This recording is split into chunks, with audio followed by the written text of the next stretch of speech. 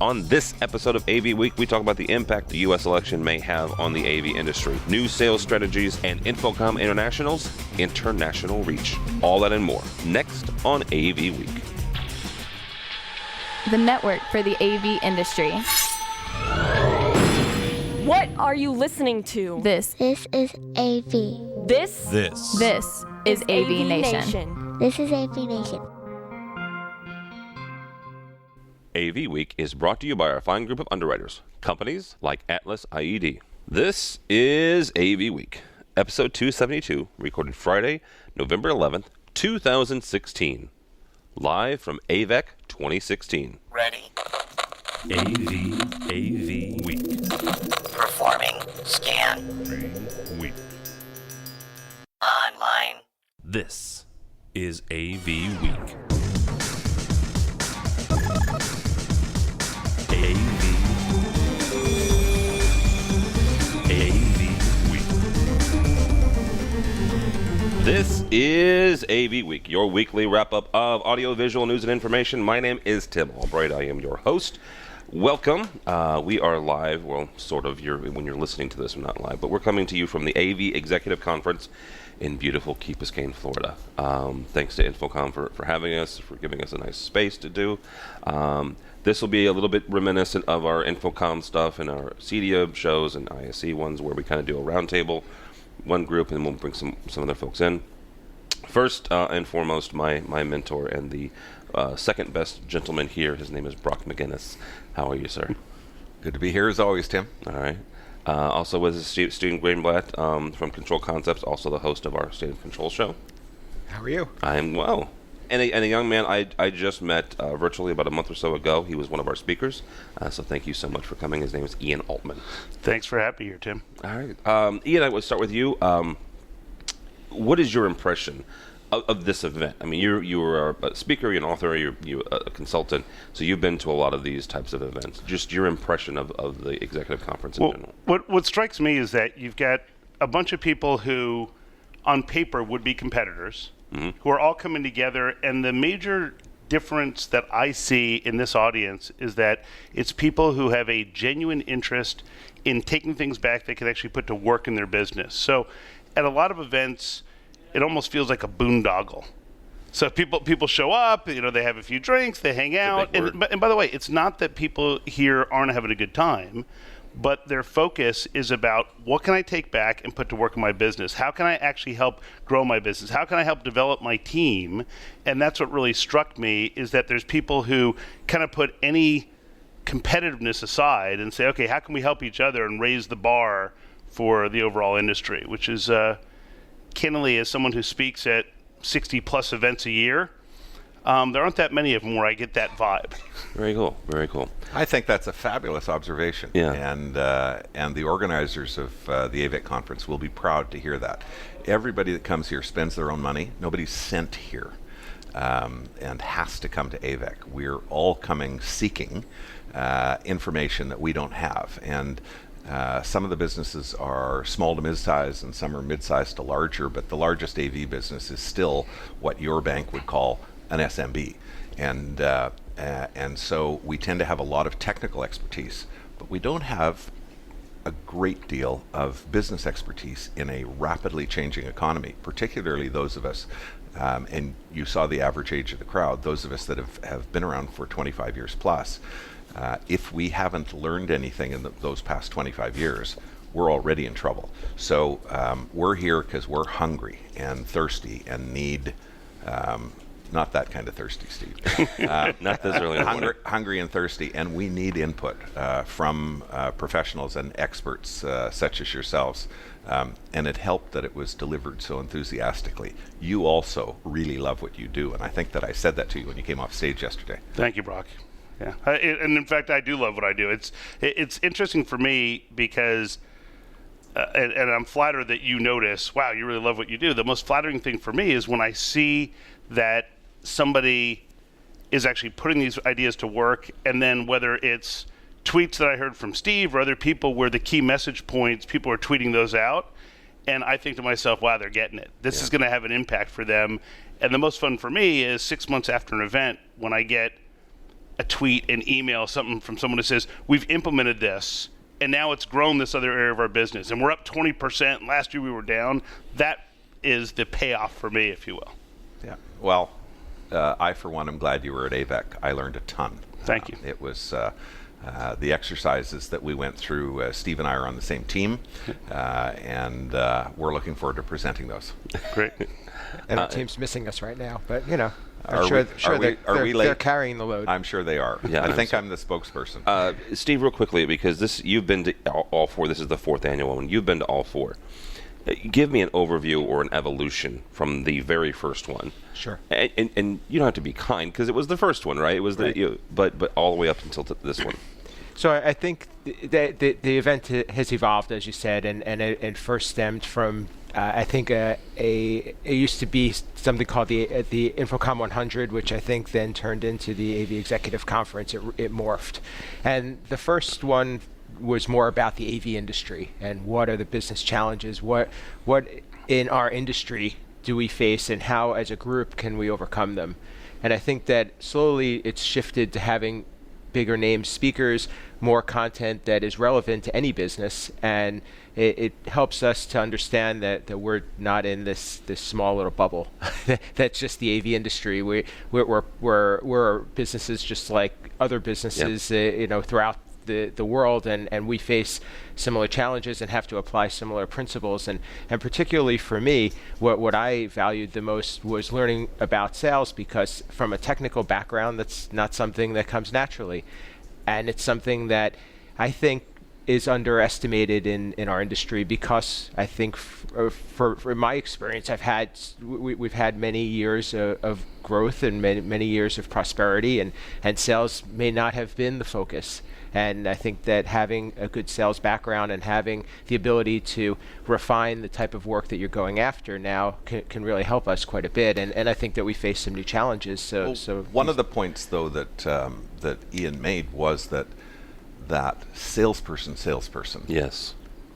is becoming obsolete. The order taker is gone. The salesperson is becoming obsolete, and the subject matter expert is who the customer wants to listen to. Well, your customers have been listening to you as a subject matter expert for a long time, but I think a light bulb went off for a lot of us who've been thinking enterprise-style sales forces, where instead of having all these AV people, we'll hire some folks from Pitney Bowes and send them out into the field. And if they can sell a copier, for gosh sakes, they got to be able to sell a video conferencing system. Sure. And that's not the case, and I've seen it fail in the field with some competitors.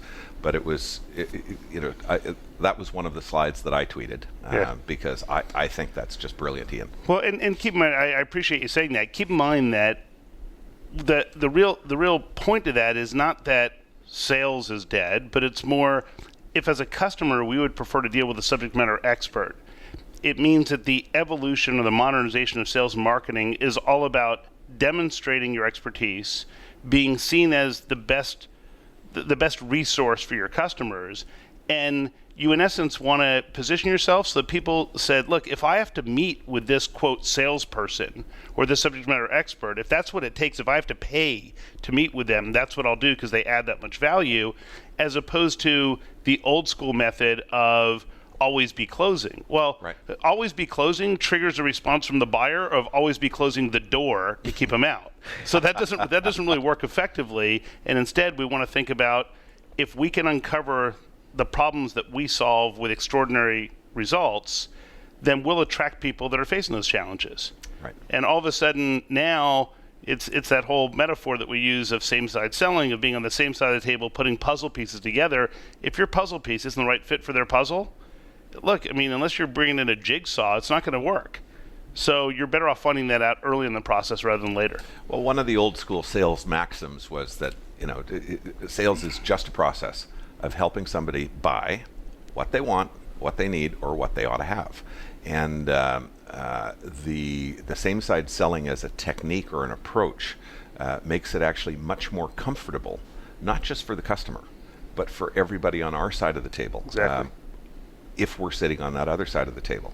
And there's a lot less failure stigma and stress for the people who are doing the, who are presenting solutions, because it wasn't a lost sale.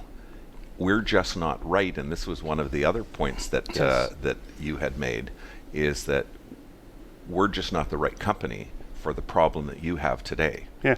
But let's stay in touch, because we think you'll probably encounter, like many of our other clients, other problems that we can solve for you. Yeah, and the beauty of that is that when that happens, the customer says, I'm actually willing, when you call me in 4 months, to take your call, because you didn't keep pushing and pushing and pushing and pushing and getting resistance. It's an interesting thing. If I say to you, you know what, I don't think I'm the right fit for your organization, something interesting happens psychologically. You think to yourself, well, where are you a good fit for us? And if I say to you, we're the best thing ever, you say, well, not so fast, big fella. Slow down. The other element is that in an industry where technical expertise is so valued, like this one, the engineers often are resistant to having any role in sales, because their stereotypical vision of a salesperson is someone who is lacks integrity, and it compromises your ethics, and you say, I'm not going to do that. Once they realize, oh, wait a minute, all I'm doing is helping people solve problems better than they can solve for themselves. Oh, I can do that. I just didn't want to sell anything. Exactly. Well, Right. When you do that, you end up selling things. Yes. Yeah, it was a terrific message, and it resonated extremely well right across the conference floor. People Great. were talking about it last night. You've delivered a successful presentation when folks are talking about it at dinner, they're talking about it at the bar, and already thinking about how they can implement it. And one of the challenges we will find in our industry, if we have to have solution-providing salespeople, they're more expensive. They need way more training, and so there's a much greater investment, and I think we're going to probably see more companies promoting technical people into sales, rather than teaching. And you referred to that, teaching engineers to communicate better. Yeah.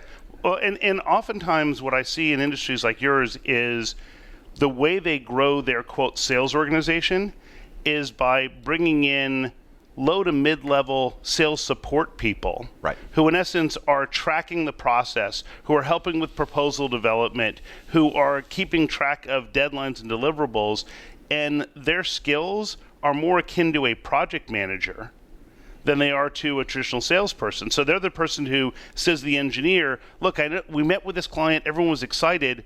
Remember, we said we were going to follow up with these 3 things next Tuesday.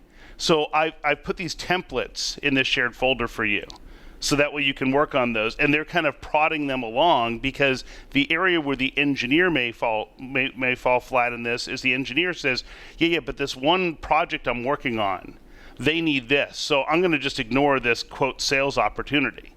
And so that other person who shepherds them along makes sure that they have a great experience for the customer.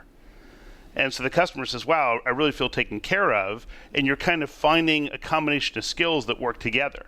By the way, that's way easier than trying to teach someone who understands the sales process all about all the engineering and technology that goes into it. Absolutely. All right, guys, we got to wrap up. One quick question. It's the election in the U.S. was held this week. I don't want to get into it too deeply or too divisively, but I do want to tackle one thing, because I have Brock here. Brock is from Westbury National out of Toronto. One of the things that the president-elect has said that he is going to look at repealing, and that's the NAFTA, the North American Free Trade Agreement. How does that impact the AV industry, and how does it? I think if NAFTA were repealed, there will be a lot of structural changes where things are manufactured. Good. Currently, a number of our large manufacturers have huge production out of Mexico, and that's it's high quality finished goods at a lower cost than typically they've been able to manufacture in the U.S. Whether prices go up as a result of that is a long-term thing, because they're not going to shut those factories down overnight. And I'm not entirely sure it's going to result in more American jobs. They just may manufacture further away, and because everything that comes in from China has a duty rate on it. If they put the same duty rate on Mexican product, and it used to be higher, but if they put the same duty rate on Mexican product as Chinese product, there might be a 4 to 6% sell-through increase in some pricing that will be passed on, but we're not going to see that impact for 4 or 5 years. The nice thing about Washington is that nothing happens really quickly. Yeah, that's true. Ian, from your perspective in overarching sales and economy, what impact does a new presidency and a new changeover from one party to another have? Well, so my perspective on this is that we often look for excuses for, well, the economy did this, or this political party did that. And what I will tell you is that the economy is made up of businesses and consumers who end up with a certain degree of confidence and advance their business or how they interact and conduct their commerce. And I'm a big fan of, you can create your own economy. So when you see things change in the market, the companies that thrive will see those indicators and will respond to it. Or they will say, look, here's where I think the industry is going, and I'm going to get there ahead so that way I can dominate that piece of the market. So for me, when I look historically at different administrations, sure, there are certain industries that change because of the administration, but I think it's more of a psychological mindset that I would tell people, look, embrace this and say, oh, because of this, now I'm going to be very deliberate about how I grow my business, and remarkably, they'll succeed. Yeah. But if they say, oh, I can't possibly succeed because there's a new administration, that will also become true. They won't, because they said they won't. Yeah. Mr. Greenblatt, you'll have the last word, political or economy.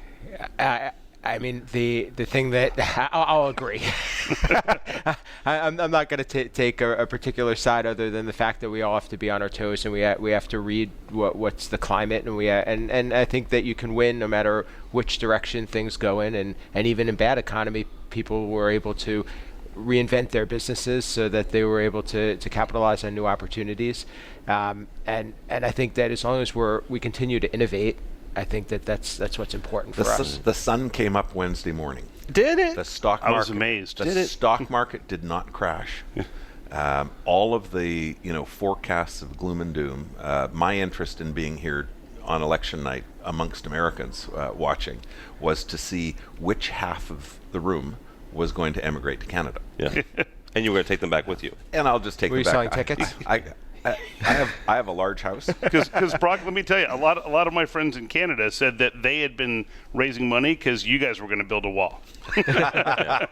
All right. On that note, Mr. Brock McGinnis, thank you, sir. How do people find you? Brock at westbury.com, Brock.Emma, actually. We got rid of that last time. Yeah. And I'm Brock McGinnis on Twitter. All right. Very good. Mr. Greenblatt?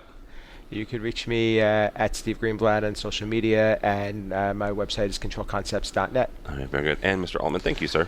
Thank you very much. And for me, it's very simple. It's just Ian Altman on Twitter and ianaltman.com.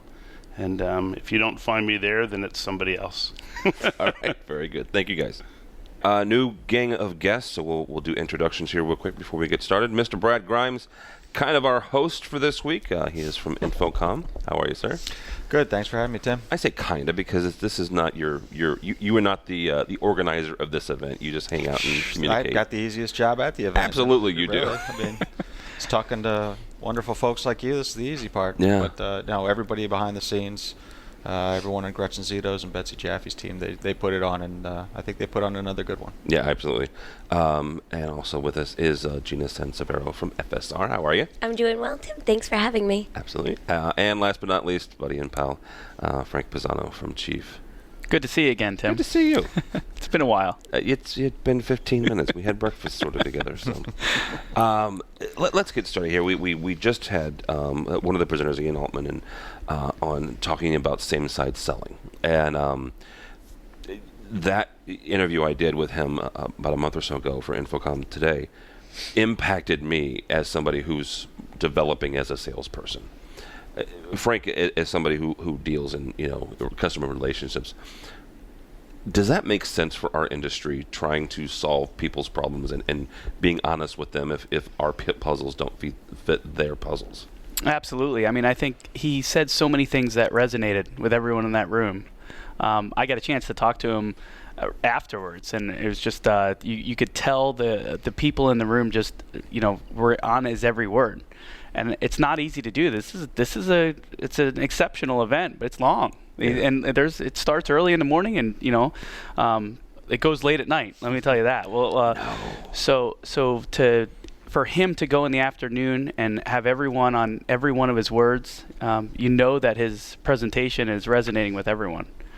So on the sales side, it was very interesting. I mean, I even tweeted out yesterday that there's things that he said that will apply right away when we get back to the office, especially since we're deep into planning for 2017. But a lot of the things that he said will be, at our national sales meeting, we'll get out to the team. Yeah, absolutely. Gina, this is not your first AVEC. Compare it to other AVECs or other business conferences you've been to. I think this is my second or third AVEC, and I've also gone to the NSCA BLC, the Business Leadership Conference, and I think that they really give the attendees a chance to work on their business and not in their business. And by that, I mean getting out of the day-to-day is really difficult for a lot of small and medium-sized business owners. And when you have a chance to literally leave that office and wrap your head around different concepts and hopefully bring them back and implement them, it gives you a leg up on a lot of people that weren't able to do that because they are still stuck in the daily grind. And once you see that your business doesn't fall apart around you once you leave it and once you start planning for it, I think that it really kind of energizes those people who are at these conferences. And I see it at the BLC, I see it here, and I think that's really the value that you take away is learning to work on your business, not in your business. Yeah. Brad, InfoComm has recently started talking about the strategic plan. Every 3 years, the board gets together along with Mr. Labuscus and basically presents a roadmap for the next 3 years. Yeah. What does, and I'm not going to ask you to go through all the pillars, but in general, what is the overarching theme of the strategic plan for the next 3 years? Well, I would say the overarching theme is ways of growing us beyond our industry. InfoComm and the industry, everybody who's been involved for the last 10, 15 years has been really excellent at growing this industry, professionalizing it, getting trained folks in it, coming up with great solutions. We feel like the next step, we in the board and InfoComm and a lot of our members feel like the next step is to grow beyond our industry to the market. So market growth means going into enterprise organizations that have robust, centralized technology roadmaps and making sure that they understand the effect that AV systems have on their the outcomes that they want to achieve. It's being able to say, yes, we can help you increase productivity by X% with a system that does these things for you, whether it's a unified communication system or it's a better presentation system or something like that. So the overall theme, and there are many ways that InfoComm is going to support the industry in it, is to grow the market. So we're distinguishing between industry growth, which has been gangbusters for a while, and market growth, which is really expanding us beyond and having more people see themselves in the AV ecosystem, and that's the biggest thing that we're going to try to do for the next 3 years. Okay. I would be remiss if we didn't talk about some industry stuff and things of that nature. I did broach the whole election thing with our guests at the end. I'm not going to ask who you voted for or what you think of the outcome, specifically politically. But in earnest, and I kicked it off with Brock on purpose because Brock has a unique position. Brock is in Canada. He's in Toronto. And there are a couple of initiatives that the president-elect is looking at doing. Frank, and you were in the room, you heard what Ian was talking about with the different economies, and you make your own economy, right? You make your own deal. But Brock did bring up some significant financial possible issues. How big of an issue is the transition between one administration and another for our industry? Well, it's not like we didn't know it was coming. Well, there's an election every 4 years. There is, okay. So the nice part too is we're constantly looking at trends and what's going on in the industry. I have a team that's business development to figure out what some of the other vendors are doing out there as well. So we're constantly looking at the trends. We're paying for the data, the iSupply data. So we try to keep our finger close to the pulse of what's going on with others out there, and I think that'll help us with what happened. But again, there's no excuses. We know we know what that this was coming, and our team back at corporate is working on the efficiencies every day. So regardless of what decisions are made, we have efficiencies that go directly to our customer base. So whether you're excited about the election results or disappointed, I think that as Ian said, there's no excuses. We got to get there. We got to still deliver, and we still got to keep moving forward. Yeah. Gina, one of the areas that you specifically cover is education. Lots have been said in general about trying to increase the number of people who go to college and attend college and get their degrees. How can FSR or our industry help educators connect more with the people coming up through those ranks? I think we're already doing a really good job of that by providing technology that does bridge that gap, and quite literally having people who didn't have access to education be able to receive online degrees and things like that. And the infrastructure that our industry provides kind of builds those foundations for that type of a technology.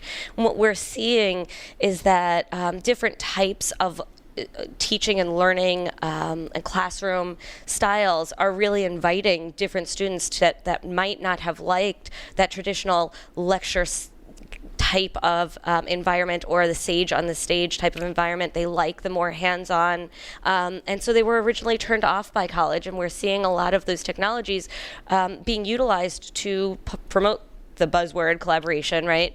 So they promote collaboration, they promote active learning, they promote interactivity between the students, and becomes much more student focused. And whether you're a student who's 18 years old or you're a student who's 45 or 50 years old, it doesn't matter, because you're all peers at that level and you're teaching each other, and the teacher becomes the moderator.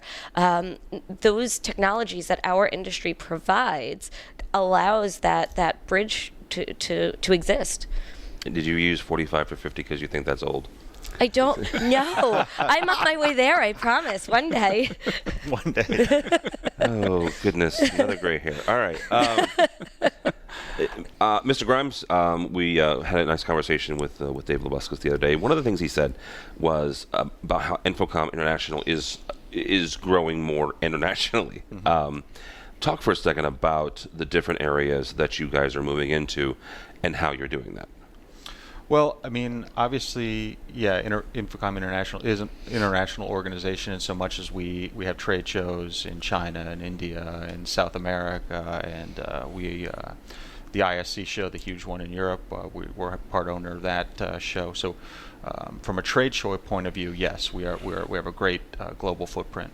But we also want to do the same things that we do here over there. And there are parts of the world that are hungry to professionalize an AV industry, and some of them are really advanced in the way that they talk about AV as a technology platform for solving problems and creating outcomes. In India, for instance, they talk a lot about the digital cities initiatives over there and the way that they're going to use technology to really modernize the country. And they do see AV as a critical component of that. So in one way, they were, I don't want to say a blank slate, but they were not as far along with legacy AV business and systems and relationships as we were here. So they're hungry for, okay, how do we take this kind of technology and professionalize it and get trained folks and get all the best knowledge and really make our country a technologically advanced country. So that's exciting. So we take the type of model that we do here with standards and certification and training and education, and we do try to put it out in India and South America. We have a great program going on. We have lots of people down there working on it, and really, there's nobody working in North America in the AV industry that doesn't have business overseas or doesn't have a client who has business overseas. Or I mean, this isn't. It's a global industry, whether we like it or not, and in part because we've enabled it, to everything to be global. I mean, if it weren't for the AV industry, a lot of things couldn't be as global as they are now. So, we've seen a lot of great success expanding overseas. Some countries, it's obviously, we're further along than others, but it's critical to our membership here, to our membership there, because it is just one big global industry, and we want to give the same resources there as we have here. Frank, I want to pick on you for a little bit about that specific thing, because Milestone, company that owns Chief, you guys exhibit at ISE, you have global offices. How do you translate literally and translate figuratively outside the U.S.? So international growth is a huge focus for Milestone. We've obviously been established in the U.S. for quite some time. We have a very large team, but internationally is where a lot of our double-digit plus growth is expected. We're constantly growing that team, that organization. I think I mentioned earlier we have a national sales meeting coming up, or I can't call it national anymore. It's an international meeting, and we bring in a lot of people from across the pond, as they say, and that team is constantly growing. There's a lot of new faces. Obviously, Milestone's expanded with multiple brands, but we've expanded over there quite a bit. Just what Brad said, we're working very closely a lot of times with our counterparts, because these projects, our customers are getting involved into much more a global outreach, and there's projects we're working on right now that are in multiple countries, and being a global organization helps our value proposition, because we're able to accommodate those projects. How so? I mean, because you said it increases your value proposition to clients here or clients overseas? So clients here that are doing projects that are expanding. Maybe it's a digital signage rollout that's in multiple countries, and they want a consistent message, a consistent experience that they have here in the States, and they want that same consistency overseas. All right, very good. Gina, we'll wrap up with you. You've been in the industry a long time. You're not that old, but you have been in the industry a few years. Totally just walked into that. Lucky you're sitting so far away. I am, but still, I am going to get hit. How has the industry changed over the last few years? In what significant ways? So I feel like is it fair to say I feel like it's less competitively charged and more friendly? I feel like people are willing to help each other where they weren't necessarily before. Things like the AVEC and conferences like that really give us an opportunity to sit in a non-competitive environment and create relationships. And I think that those relationships then are sustained and maintained outside of these conferences. So I feel like people are more welcoming and more open. Not that we weren't friendly, I guess, but no, but I get exactly where you're going from, because you're right. It go back to Ian Altman's talking points about same-side selling. It's not adversarial. It's not a winner take all. It's not a game. It's a relationship. It really is. And trying to help somebody solve a problem and being honest with them. And if you can't, well, you know what? Gina, I can't help you, but Frank here has got exactly what you need. And how do I know that? Because I have a relationship with Frank because of events like this, and I know, in general what his strong points are, and it's not golf, but other than that, what his you'd think it would be since he plays so often. Yes, absolutely. All right, wrapping up here. What does AV look like in a year, Brad? Or maybe 5 years. In a year. Well, it continues to evolve as a core component of enterprise technology strategies.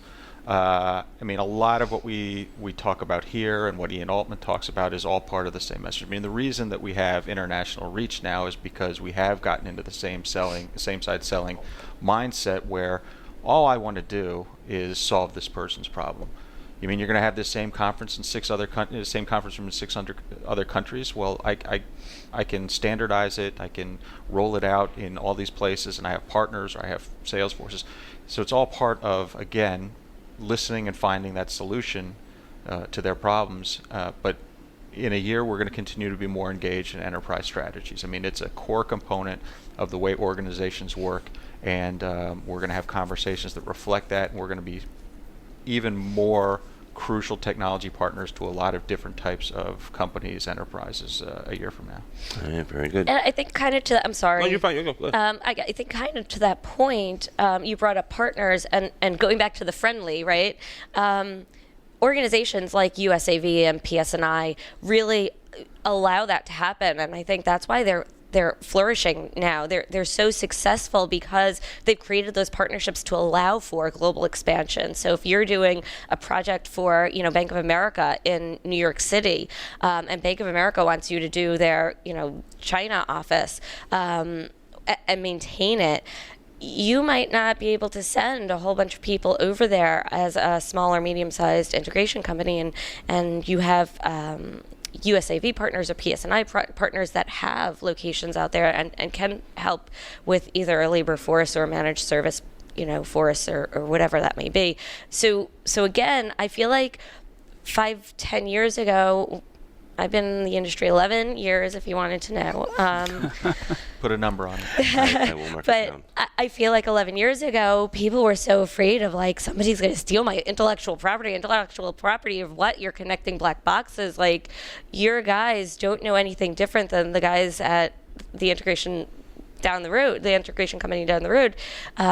So I really think that kind of organization as preferred partners and things like that has really grown in the past 10 years. Well, and it goes back to your statement about helping each other out and sharing information and learning, getting to know your competitors, because we all have core competencies, right? We all have things that we do really well.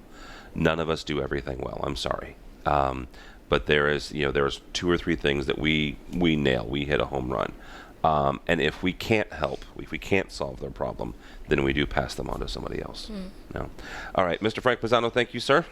Thank you. Thanks for having me. How do people find you or Chief? At Pisano Frank on Twitter, and I don't have to say the W's anymore, right? It's just milestone.com. You don't have to get access to all of our brands. I know. Thank you. Appreciate that. Speaking of gray hair. Yeah. Gina Sanchez-Arrow, thank you, ma'am. Thank you. It was a pleasure as always. How do people find you or FSR? At Gina Sands, at FSR_EDU, and FSRinc.com. All right, very good. And Mr. Brad Grimes, thank you, sir. Well, thanks for coming. Thanks for having me. Yeah, thanks for the space and everything. Sure. It's a beautiful room. It's a beautiful room. Wish you all could see this. Yeah. How do people find you and InfoComm? I'm on Twitter at bgrimesdc. I would have to pull out my phone to double check that, but I think that's right. I think that's right. Obviously, InfoComm is at InfoComm, and everything that we do is at infocom.org. All right, very good. My name is Tim Albright. Don't follow me, but go by the website if you would, please. Lots of great folks have done really great work on it. AVNation.tv, AVNation.tv. You'll find this program, a host of others. So check that out if you would, please. AVNation.tv. Thanks so much for listening. This has been AV Week.